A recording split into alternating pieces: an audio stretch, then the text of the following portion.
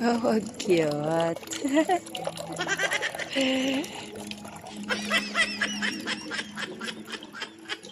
At may sculpture pa ni Snow White. Ang galing, di ba? Meticulously designed to replicate the tranquil ambience of Kyoto, Japan. Na-feel natin yung kultura ng Japan ba? Parang nasa Japan lang talaga tayo.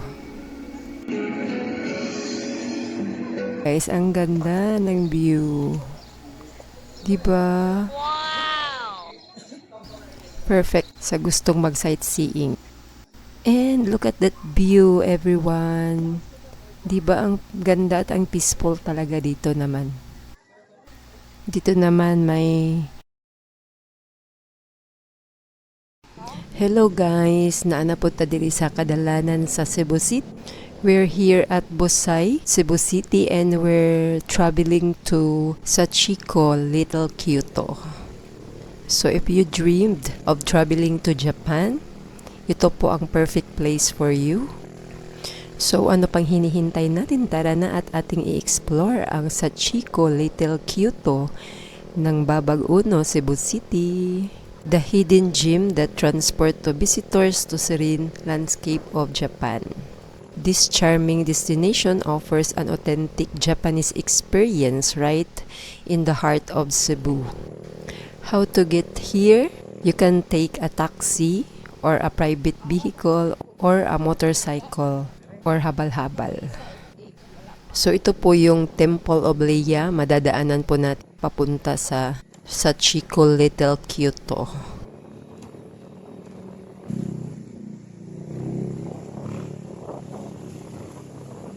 Dito po yung entrance ng Temple of Leia sa hindi pa po nakapunta.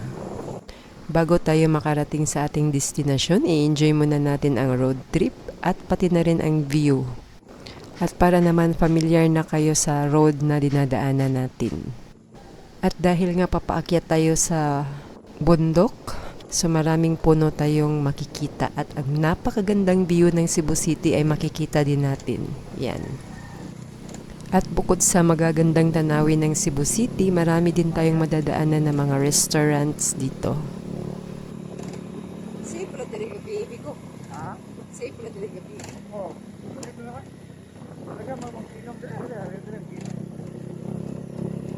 Ang mga batot, tubig nga rin. Pulis. Kuyaw kay Paidik, pagkuha na, magahupok na ba, nag-away. Wala.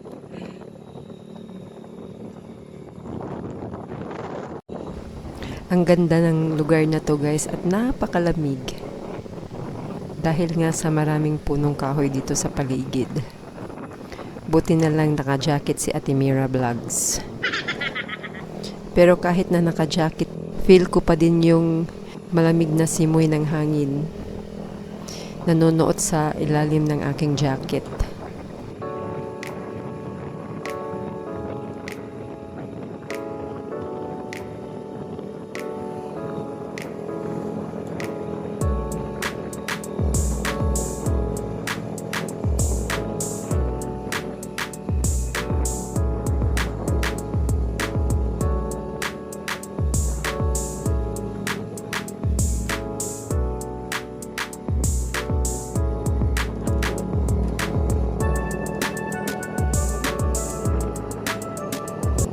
Napakalash ng mga puno dito sa gilid ng karsada. Pero sabi ni Kuya Driver, safe naman daw dito kahit sa gabi. Habal-habal pala itong sinakyan ko guys. 300 po yung binayaran ko dito, back and forth na. 300 pesos. Marami ding nakatira dito kahit nasa bundok. At kadalasan pala sa mga locals dito ay negosyante ng flowers at vegetables. Kasi may mga plantation dito sa flowers and vegetables. I mean, maraming mga farmers dito sa mga flowers and vegetables. 11 kilometers ang layo nito from GY Square, Lahog, Cebu City. 30 minutes lang po ay mararating na po natin ang Sachiko, Little Kyoto from GY Square.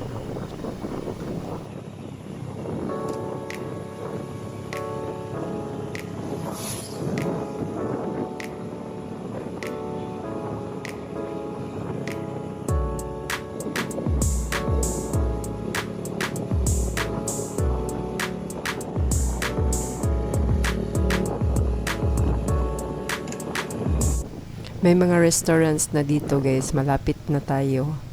At ang gaganda ng mga tanawin dito. Nagyapoy balay sa upos, no? Oh, kaya pala yung boss. Lagyo ng malay.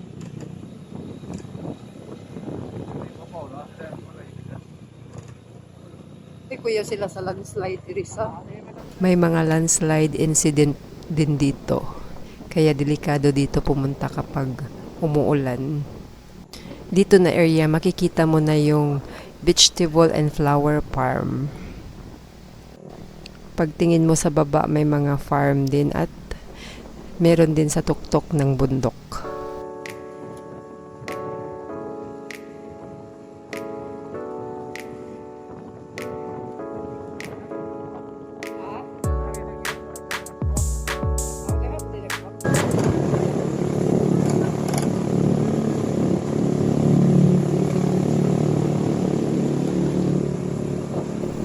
And we are here at Sachiko Little Kyoto.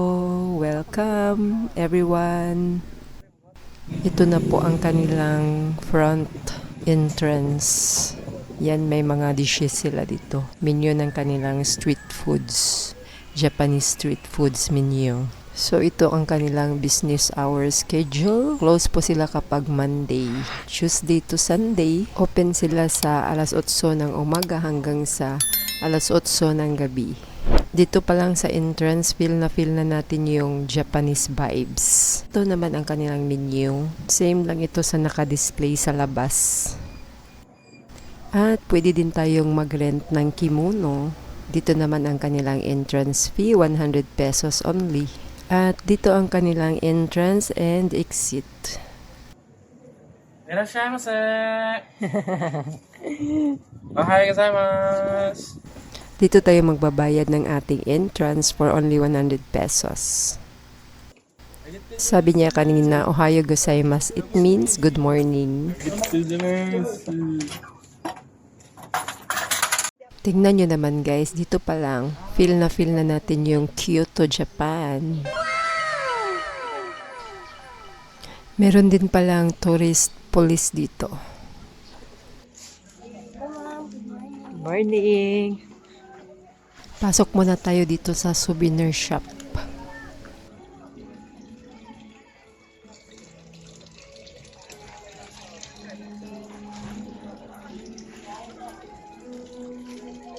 May mga souvenir sila dito. Yan, mga souvenir cups. Keychain. For only 100 pesos. Ballpen. Cellphone stand. Umbrella. Yung mug nila for 200.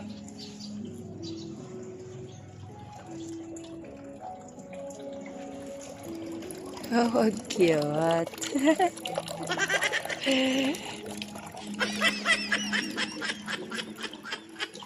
At may sculpture pa ni Snow White.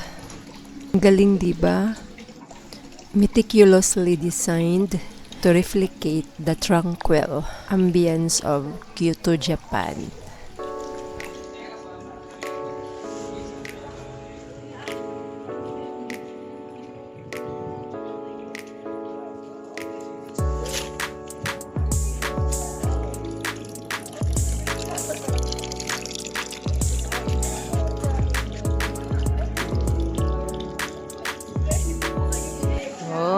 Ang ganda naman pala dito.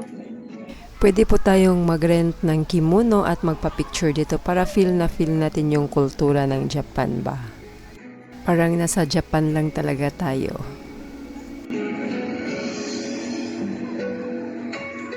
Dito tayo sa Hachiko Monument, the Loyal Dog. This statue reminds us the enduring values of loyalty and friendship. Sa hindi pa po nakapanood ng Hachiko movies, manood po kayo guys. It's a true to life story. Napakaganda po. The flavors of Japan. Japanese street foods.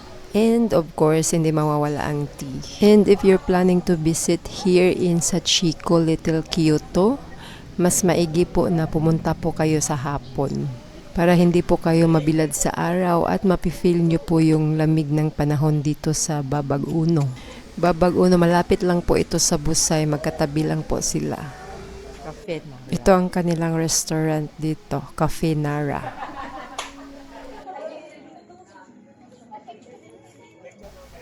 At dahil nga Sunday ngayon, medyo maraming turista. Local or foreign. Halo-halo na dito.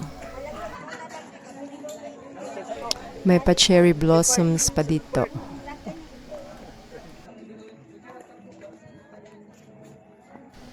The deer statues. A Japanese mythology.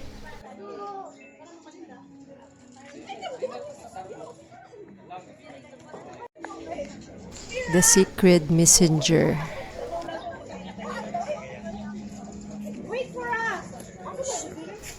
Dito muna tayo sa Cafe Nara, silipin muna natin.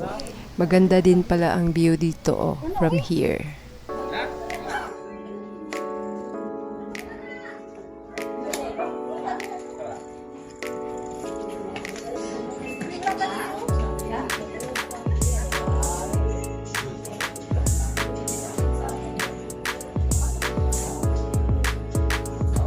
Dito yung counter at accessible lang din dito sa entrance. Yan.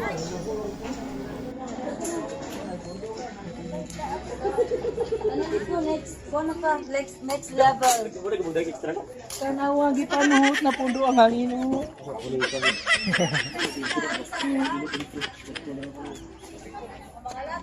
Akyat tayo dito. Punta tayo sa pagoda.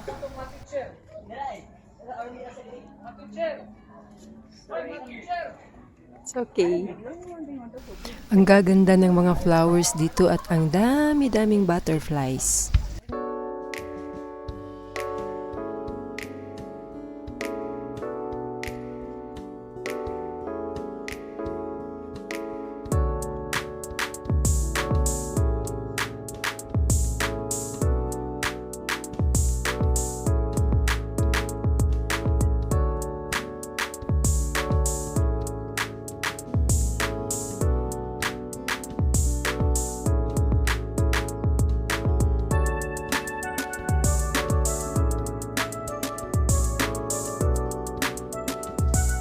Itong dinaanan natin ay ang Inspired Japanese Pathway na may mga Japanese lights, Japanese design lights.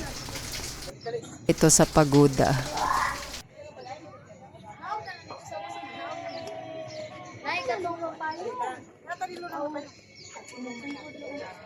Gesha, a Japanese female performing artist. Tingnan nyo sa baba guys, ang ganda ng view. Diba? Wow! Perfect sa gustong mag-sightseeing. At nandito na nga tayo sa pagoda. It symbolizes the tranquility and beauty.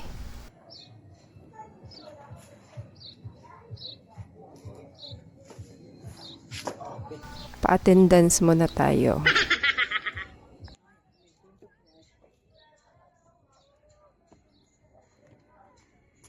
Tara na, punta naman tayo sa Lying Buddha.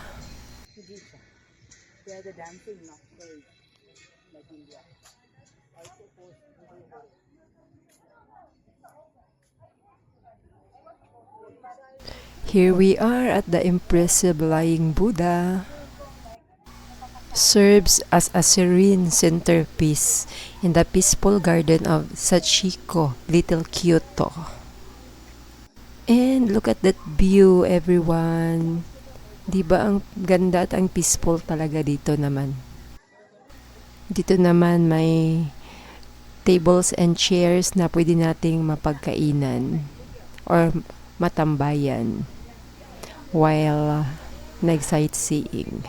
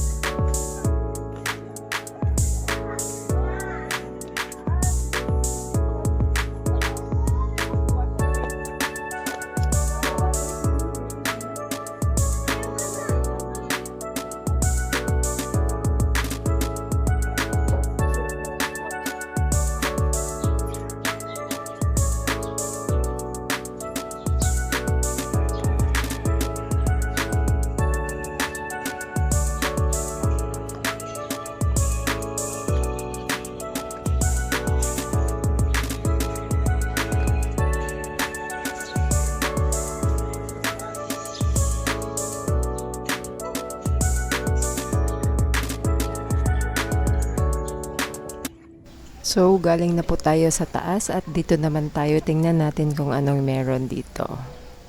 Ang gaganda talaga ng mga flowers dito. Wow, mga anime characters. Sinong mahilig dyan kay Naruto? Dito si Naruto.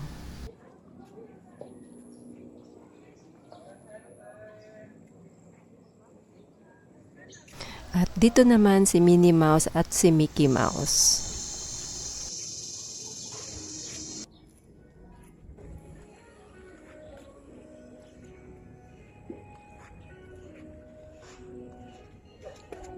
Baba na tayo. Puntahan naman natin yung isang pathway dito. Japanese-inspired pathway. Japanese-inspired pathway itong mga daan dito guys. Plus may mga lights pa na Japanese. Japanese design lights.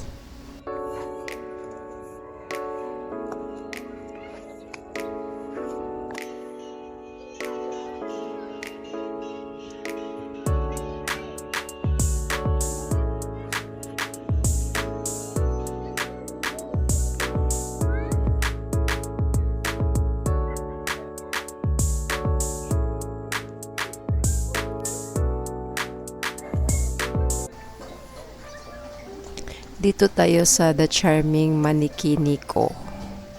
Welcoming good fortune.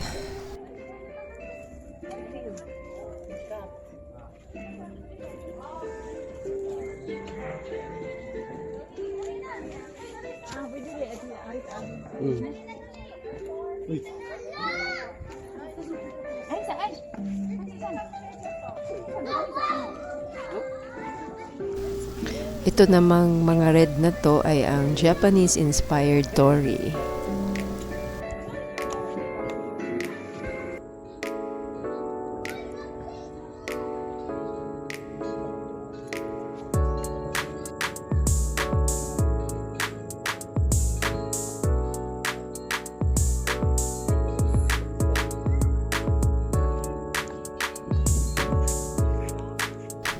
At tayo'y bababa na po.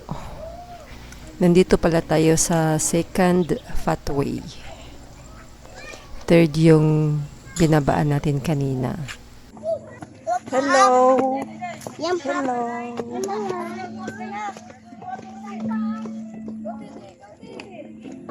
Ready, 1, 2, 3. Last pose. Okay, ready, 1, 2, 3. Okay, nice.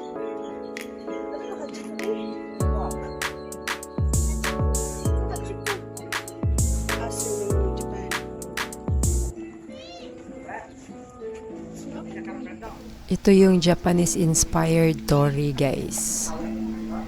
Itong mga red na nakatayo sa pathway.